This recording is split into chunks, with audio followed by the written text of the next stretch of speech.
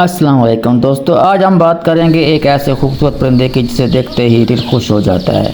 نیل کنٹھ Indian roller, انگریزی میں اسے انڈین رولر کہتے ہیں اور سائنسی نام ہے کوراسیس بنگالینس۔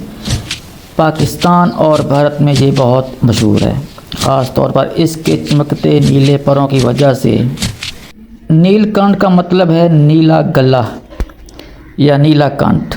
ہندو عقیدے میں اسے شیو جی سے جوڑا جاتا ہے۔ جب سمندر منچ سے زہر نکلا تو شیو نے اسے پی لیا اور گلا نیلا ہو گیا۔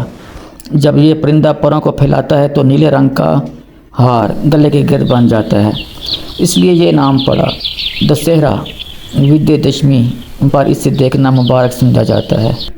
یاد رہے کہ یہ ہندوؤں کا عقیدہ ہے۔ لوگ کہتے ہیں کہ رام جی نے لنکا جانے سے پہلے نیل کنٹھ دیکھا تھا۔ شہری شکل اور سائز، لمبائی تقریباً 30 سے 34 سینٹی میٹر، کبوتر جتنا بڑا۔ ونگ اسپین 65 سے 74 سینٹی میٹر، وزن تقریباً 80 سے 150 گرام۔ سب سے نمایاں چیز چمکتے نیلے پروں، خاص طور پر پروں کے اندرونی حصے۔ سر پر نیلے سبز رنگ کی کلکی، جسم بھورا، سینہ اور پیٹ پر ہلکی گہری دھاریاں، دم کے نیچے رنگ برنگی چمک۔ جب اڑتا ہے تو نیلا رنگ بہت خوبصورت لگتا ہے۔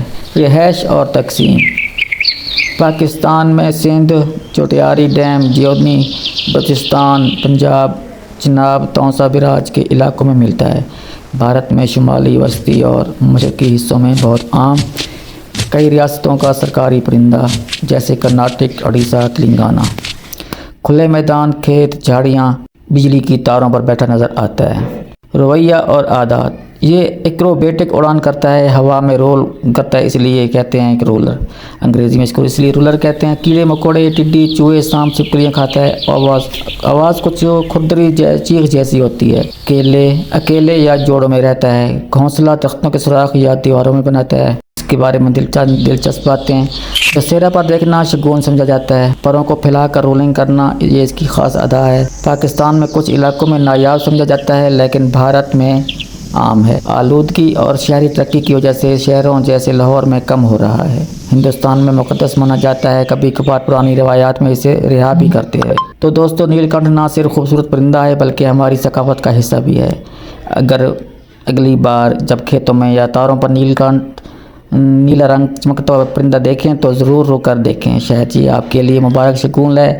اگر آپ نے کبھی دیکھا ہے تو کمنٹ میں ضرور بتائیں۔ ویڈیو پسند آئی تو لائک، شیئر اور سبسکرائب کرنا نہ بھولیں گا۔ خدا حافظ۔